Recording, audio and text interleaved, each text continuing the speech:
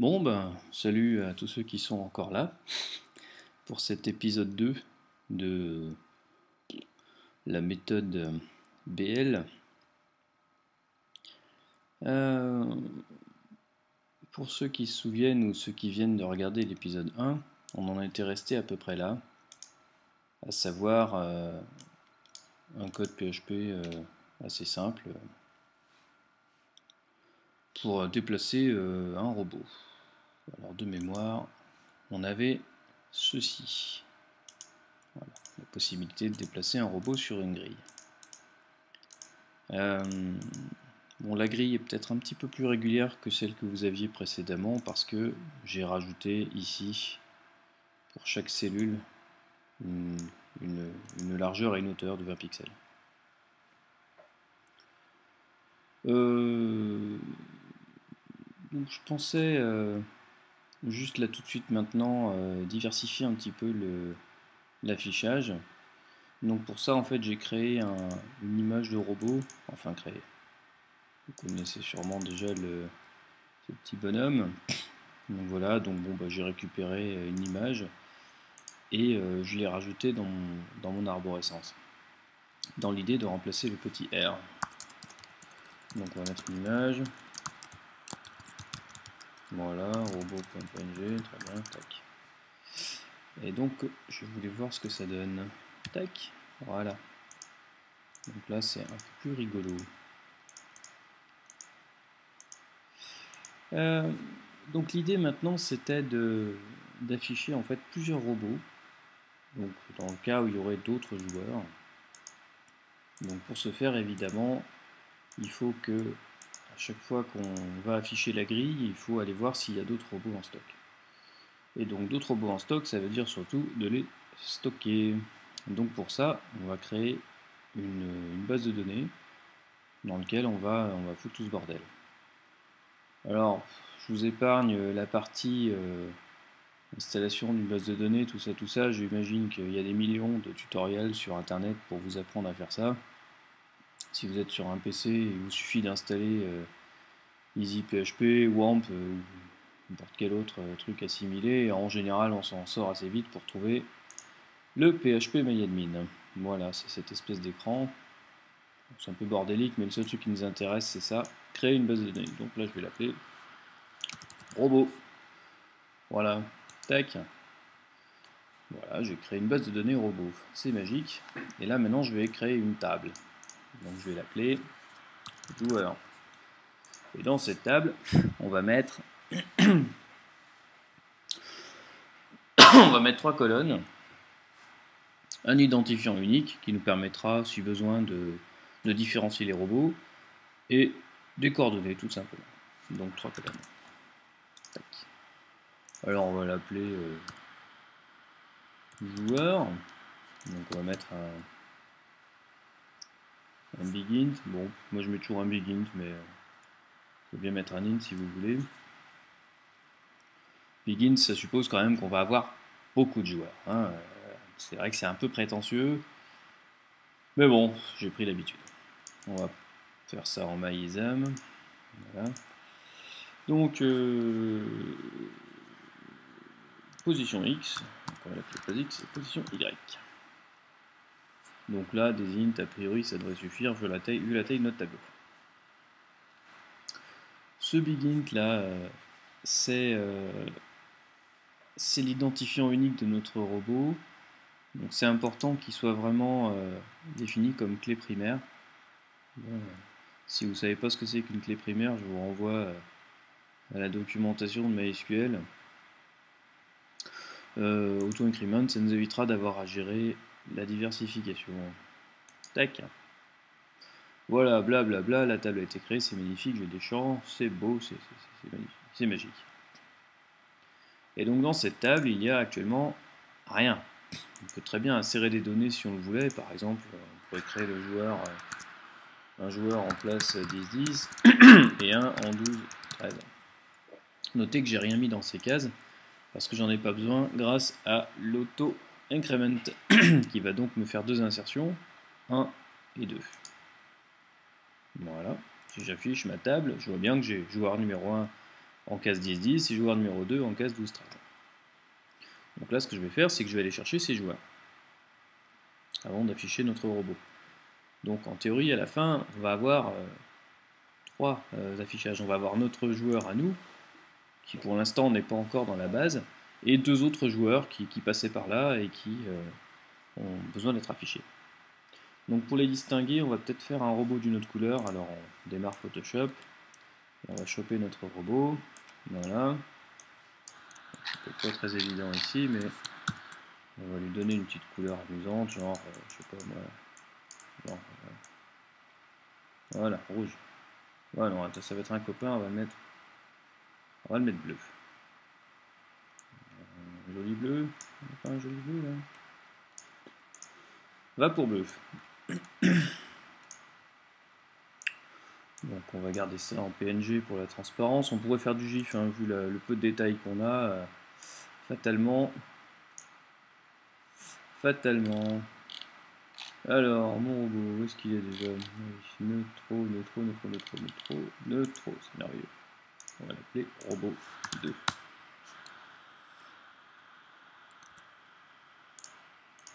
Voilà, j'ai donc robot 2 et robot tout court.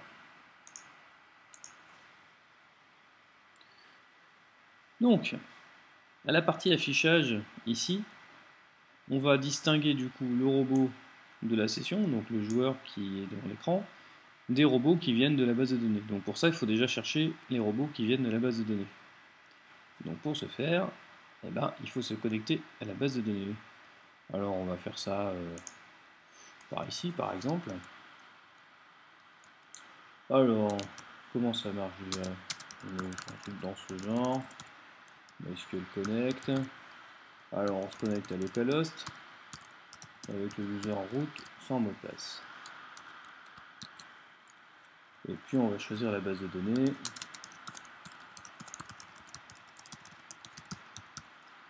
On a dit qu'on avait appelé robot. Bon là, c'est pas des commandes magiques, hein. C'est du BABA pour se connecter à une base SQL. Fondamentalement, ça change plus, hein. Une fois qu'on l'a fait une fois, il n'y a plus rien à faire. Donc, on va aller chercher nos robots. Alors, par exemple, MySQL query select étoile from robot where en fait select étoile from robot tout quoi. Alors, est-ce que c'est bien une table qu'on avait appelée robot? Non, on l'avait appelé joueur. Donc en fait, c'est select étoile from joueur. Voilà. Si la requête a réussi,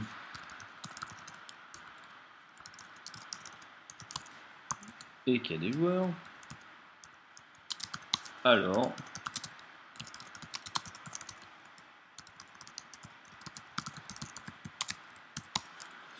on parcourt les différents enregistrements de la table, d'accord, avec la boucle while. Ça, clairement, si vous n'en faites pas d'habitude, bah, c'est une structure qui change en fait jamais. C'est tout le temps pareil. Hein. On interroge une table et on la récupère. Donc là, en gros, dans cette boucle, à chaque itération, la variable résulte, qui va devenir du coup un tableau, va contenir en fait les différents champs de la ligne. Donc là, en l'occurrence de mémoire, on a donc 2 lignes.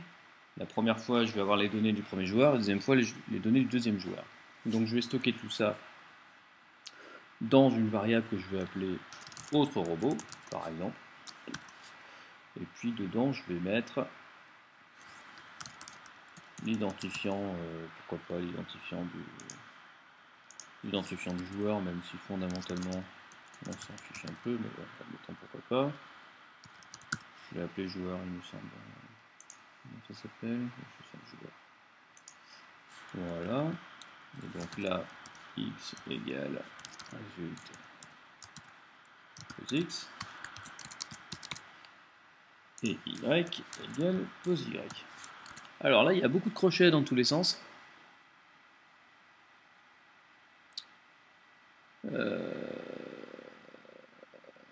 Qu'est-ce que j'ai foutu?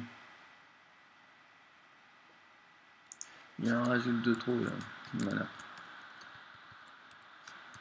Tac. Voilà. Donc résulte joueur. Donc cette partie-là, en fait, va contenir la valeur 1 pour la première itération et la valeur 2 pour la deuxième itération.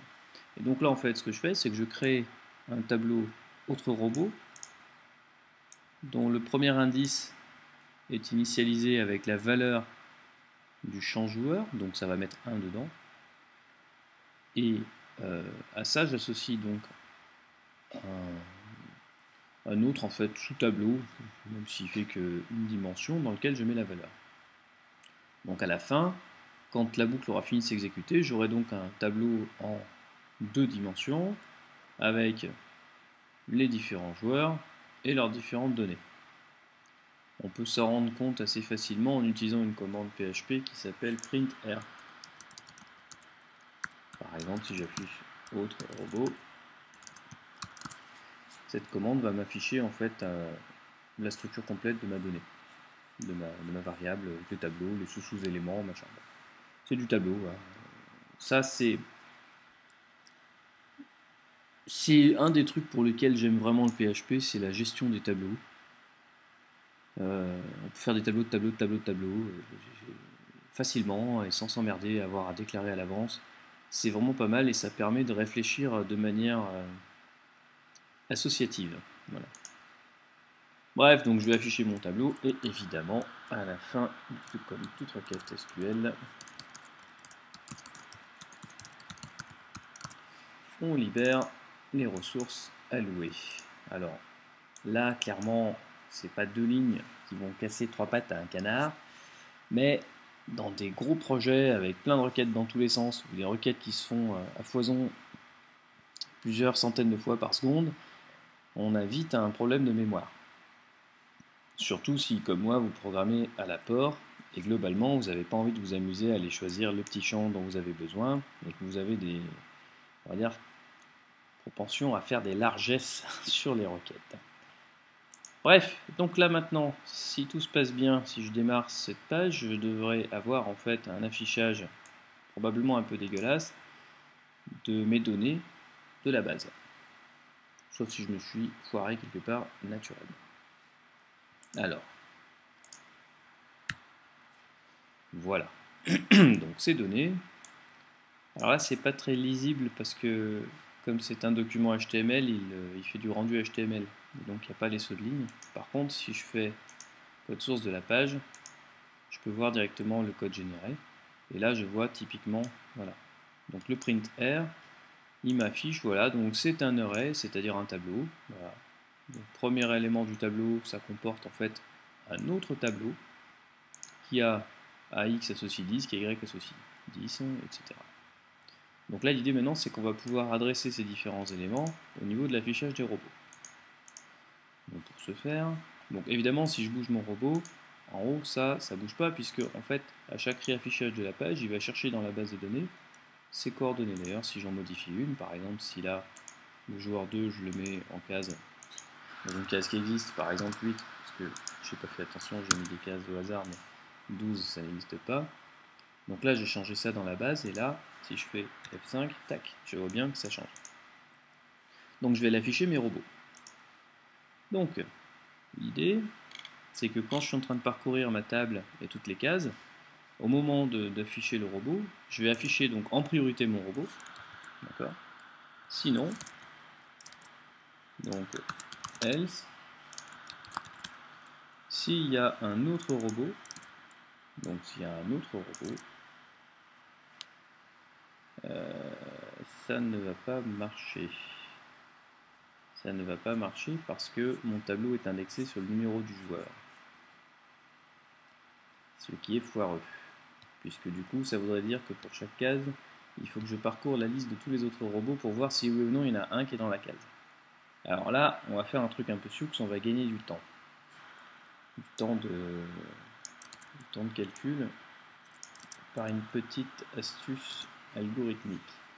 En fait, mes autres robots, au lieu de les indexer par le numéro de joueur, je vais les indexer par coordonnées. C'est-à-dire qu'en fait, je vais directement dire, voilà, en position X, position Y, il y a le joueur numéro machin.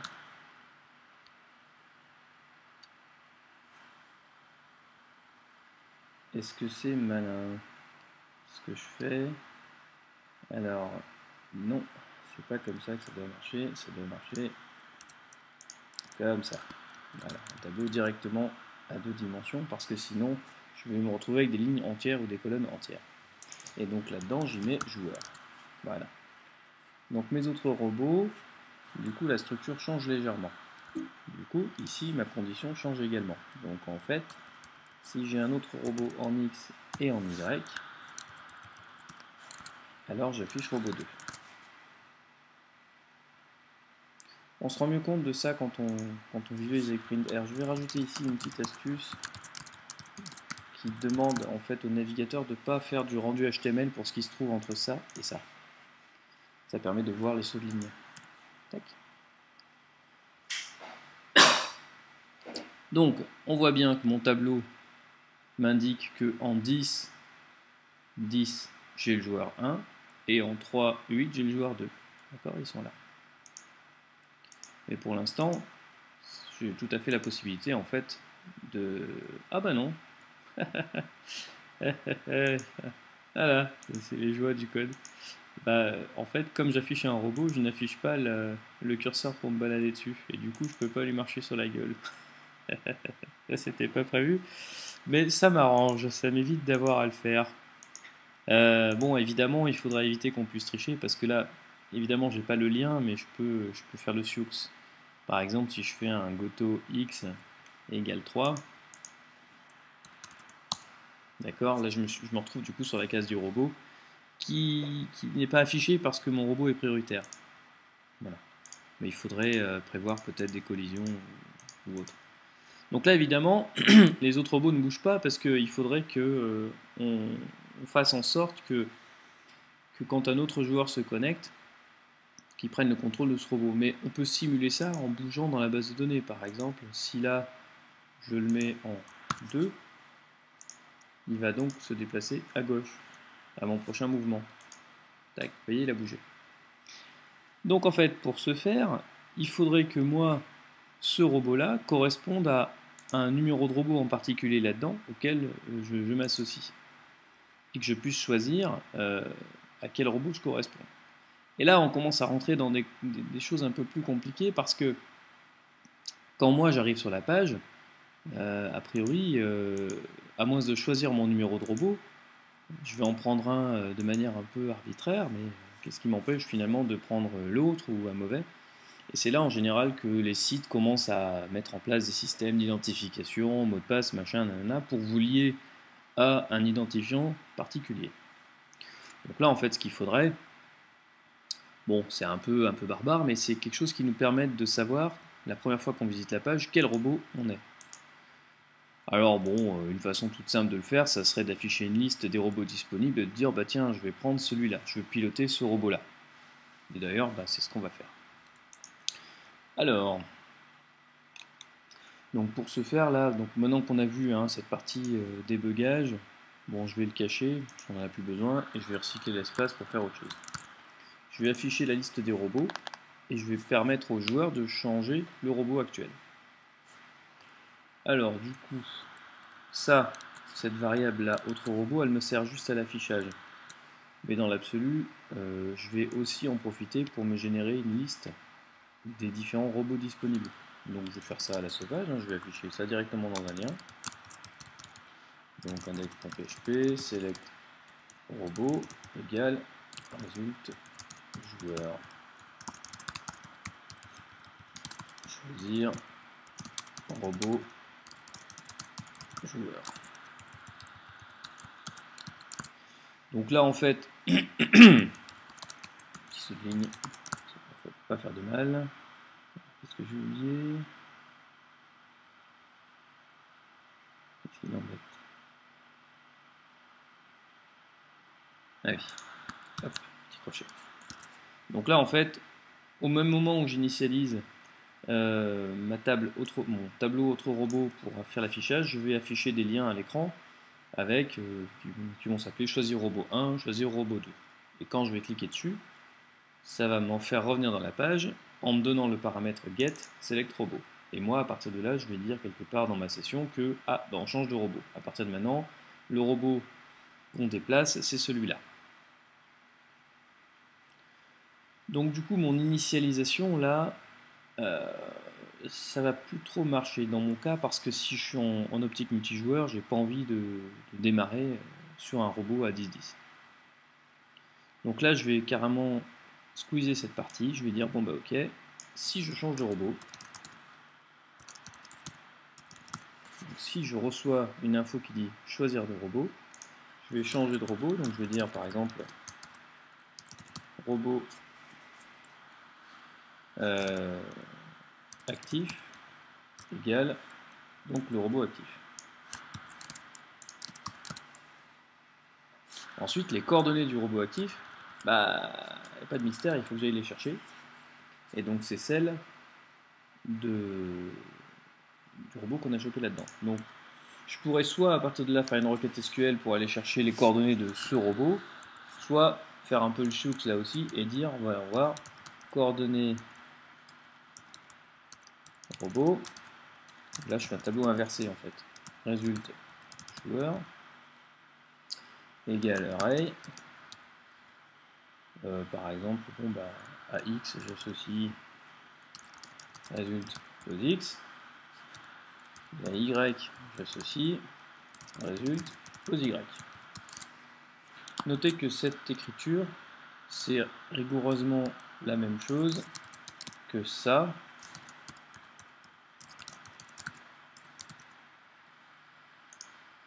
Résultat pose x, y égale résultat pose y. D'accord, j'ai plusieurs fois fait cette écriture-là, mais celle-là, c'est à peu près la même. Enfin, c'est en fait exactement la même. Sauf que ça tient en une ligne au lieu de deux. C'est pareil. D'ailleurs, on va garder l'autre écriture. Voilà, comme ça. Voilà. Donc les coordonnées des robots sont stockées dans ce tableau, accessibles par le numéro du joueur, et ensuite bah, j'ai directement les indices X et Y qui contiennent les coordonnées. Donc pour l'initialisation de mon robot X égale coordonnées robot de session robot actif, d'accord, X. C'est-à-dire que dans la coordonnée du robot qu'on pilote, je vais la prendre dans le tableau de coordonnées, je prends à ce titre le numéro du robot actif, et je prends sa valeur X. Et pour Y, de la même façon, hop, tac. C'est important de garder le numéro de robot, parce que quand on va se déplacer, on va mettre à jour la base de données. Remarquez bien que on va plus faire ça, parce que là, ça veut dire qu'on se déplace que localement, mais on va bien faire une modification de la base, qui du coup nécessitera de faire un petit refresh, mais qui permet surtout aux autres joueurs de voir quand on se déplace. Donc, là, en théorie, qu'est-ce que je devrais avoir à l'écran? Si je lance, je devrais voir une liste de choisir au robot. Si j'en choisis un, ça m'initialise la coordonnée de mon robot, et ensuite je pourrais le déplacer. A priori, quand je le déplace, il n'y a plus de paramètres select robot, donc normalement on ne réinitialise pas les coordonnées, donc du coup on devrait pouvoir continuer à bouger. Sauf que on va bouger, mais dans autre robot il y aura toujours des coordonnées, donc il est fort probable qu'on fasse un espèce de fantôme. Alors on va voir. Donc si je prends robot 1, c'est lui, robot 2, c'est lui, vous voyez, ça change. Et si je me déplace, voilà, c'est ce que je craignais, j'ai fait un fantôme. Donc pour qu'on n'ait pas cet effet de fantôme, tout simplement, il ne faut pas qu'il y ait d'autres robots. Et pour qu'il n'y ait pas d'autres robots, il faut que celui-ci soit en fait celui-là. C'est-à-dire que quand on se déplace, au lieu de simplement mettre à jour la variable de session qui ne s'affiche que localement, je vais modifier les coordonnées de ce robot. Alors, le coût de la modification de la variable de session, c'est quand même pratique parce que nous, on base notre affichage dessus. Donc je vais, contrairement à ce que j'ai dit il y a quelques minutes, je vais conserver cette association, mais je vais en même temps mettre à jour la base de données. Donc MySQL, RI, update, ce joueur, quand il vient, je crois pas, update joueur, set POSIX égale donc get AutoX, pose y égale get AutoY, where joueur égale, et donc c'est là qu'il faut s'en rappeler, where joueur égale. Alors, comme c'est un tableau de tableaux, vous voyez les chaînes de caractères, elles ont un peu du mal des fois. Il a du mal à comprendre que c'est une variable tableau dans lequel on adresse un élément. Donc en fait, il faut fermer la chaîne de caractères, ouvrir la chaîne de caractères. Le point, c'est la concaténation de deux chaînes. Ça raccroche les wagons. Voilà. On pourrait, si on voulait, faire ça. Ah. On m'appelle. Et ben en fait, c'était pas pour moi. Merveilleux. On sonne chez vous, on vous dérange et en fait on dérange la terre entière, c'est-à-dire tous les auditeurs. Qu'est-ce que je disais déjà? Ah oui. Donc, quand on clique et qu'on se déplace, et qu'on reçoit donc les paramètres GoToX, GoToY, et qu'on a vérifié qu'ils étaient crédibles, alors on met à jour la variable session et on met à jour la base de données. Donc update joueur, donc ça c'est du SQL, je pars du principe que vous connaissez à minima. Mais en gros voilà, on met à jour la table joueur et on donne aux valeurs, on donne au champ POSX, POSY, les valeurs récupérées dans get GoToX, GoToY, where, donc ça c'est la clause où on dit pour quelle ligne on travaille, et là en l'occurrence on a donné la condition où joueur égale robot actif. Donc rappelez-vous, robot actif c'est celui qu'on a sélectionné, donc si par exemple c'est 1, on va mettre à jour la table joueur en mettant des valeurs dans POSX, POSY pour le joueur égal à 1. Alors j'aime bien personnellement rajouter un limite 1 à la fin quand je vise une seule ligne. Ça évite quelques petites embêtes, petites emmerdes même je dirais, dans le cas de petits malins qui font de l'injection SQL. D'ailleurs, je pense qu'il faudrait en parler à l'occasion. Parce que ça, typiquement, c'est super dangereux. C'est très très dangereux. En l'état comme ça, c'est très dangereux. Ça ne paraît pas comme ça, mais en fait, c'est un paramètre qu'on prend directement du navigateur et qu'on met dans la table. Mais le Sioux, il peut très bien s'amuser, au lieu de mettre un nombre dans GoToX, il peut très bien mettre autre chose. Par exemple, il pourrait mettre un guillemet, comme celui-ci, ce qui aurait pour effet de fermer en fait le guillemet de ce POSX. Il pourrait ajouter ensuite des instructions et rouvrir le guillemet et en fait injecter une portion de SQL. Bon, et du coup c'est moyen parce qu'il pourrait par exemple changer le champ joueur, il pourrait changer plein de choses. Par exemple, s'il met apostrophe joueur égale 0, enfin, apostrophe joueur égale apostrophe 0, il rajouterait dans la chaîne des valeurs qu'on change le champ joueur avec la valeur 0, c'est-à-dire que ça aurait pour effet de désassocier les coordonnées de ce joueur du joueur actif. Bon. Là pour le coup c'est pas dangereux vital, mais bon, selon les données sur lesquelles on est, ça peut être dangereux. Par exemple, si c'est une table avec des mots de passe, on peut très bien dire donne à telle personne comme pseudonyme la valeur du champ mot de passe. Et du coup, quand on affiche le pseudonyme de la personne, ça affiche le mot de passe. D'où l'intérêt de faire un hash. Je m'égare. Bref, on va déjà voir si ça fonctionne. En théorie, ça va mettre à jour la base. D'accord? Ce qui fait que si d'autres joueurs sont connectés à l'application, ils devraient voir mes mouvements. Je sauvegarde. Alors, pourquoi est-ce que l'autre con, il me suit partout? C'est que je n'ai pas choisi de robot. Voilà. Et que donc... Ah, ça c'est amusant. Pourquoi est-ce qu'il fait ça? Pourquoi est-ce qu'il fait ça? Il fait ça pour la bonne et simple raison que l'affichage du robot bleu est basé sur la variable autre robot qui est initialisée depuis la base de données à cette étape. Mais la base de données, on la modifie après. Donc du coup, c'est plus tout à fait d'actualité. Donc en fait, il faut qu'on, dans le cas où on modifie la coordonnée d'un robot, il faut également la modifier dans la base. Il faut également, mettre à jour ce truc-là.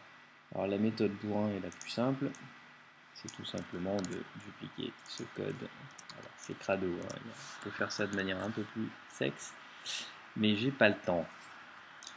Donc on va aller rechercher dans la base, donc ça, je reprends tous les joueurs. D'ailleurs je pourrais limiter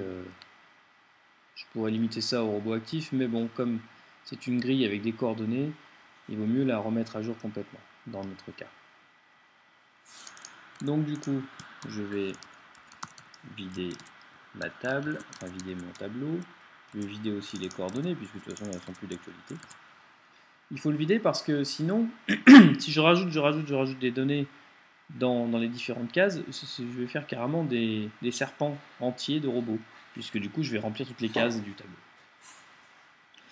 Donc, je défais ces deux variables et je les réinitialise d'après la base.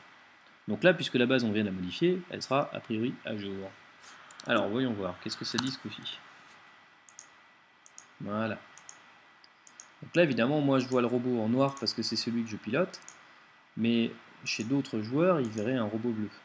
Et si je choisis l'autre robot, donc je le déplace, d'accord? Voilà. Alors, pour pouvoir s'en rendre compte, je ne peux pas ouvrir par exemple deux fenêtres dans Firefox pour vous montrer ce que ça donnerait sur les deux robots, parce que mon Firefox, il va reconnaître le site et il va envoyer mon cookies de session. Et du coup, mes deux onglets vont avoir le même robot de sélectionner. Il faudrait donc que j'utilise un autre navigateur internet simultanément. Mais bon, je ferai ça plus tard. Il va falloir me faire confiance pour ce coup. Et donc voilà, j'ai donc deux joueurs et je peux en choisir parmi les deux. Évidemment, on pourrait faire en sorte maintenant qu'à la première visite, on puisse choisir entre robot 1 et robot 2 ou en créer un nouveau, robot 3, qui du coup apparaîtrait quelque part sur la grille et qu'on puisse piloter.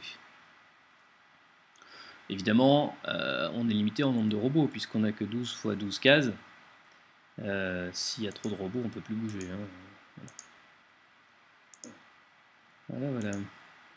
Donc là, en l'état, si vous mettez ce site-là sur Internet, et que vous avez un copain, vous pouvez jouer à bouger les robots. Si vous choisissez chacun un robot différent, vous pouvez bouger. Par contre, il y a un tout petit défaut dans ce qu'on a fait, enfin un défaut, c'est par conception, c'est que on affiche la grille qu'au moment où on bouge. Du coup, si l'autre joueur bouge pendant ce temps, eh ben on ne le sait pas. Et c'est quand on clique qu'on va s'apercevoir qu'il a bougé. Donc peut-être que quand je vais bouger, il sera en fait à 10 cases plus loin, parce qu'il aura bougé pendant ce temps. Donc une des solutions consisterait en fait à rafraîchir cette page toutes les, toutes les 5 secondes, les 10 secondes. Donc pour ça en fait on met un petit bout de JavaScript. Donc par exemple ici là. Alors script. Voilà. Alors je me rappelle jamais parce que pas beaucoup de JavaScript, mais ça va être un truc du genre document set timeout par exemple. Je crois que j'en ai 10 secondes, j'ai plus. On va mettre ça, dans le doute. On va mettre set timeout.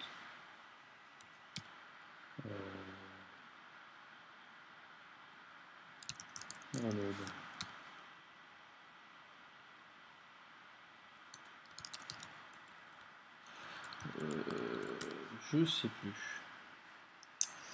Je sais plus, je l'ai plus en tête. Bon, je regarderai tout à l'heure. Bon, et ben ça sera pour l'épisode 3, parce que j'ai du travail. On sonne à ma porte, pour de bon cette fois. À plus tard.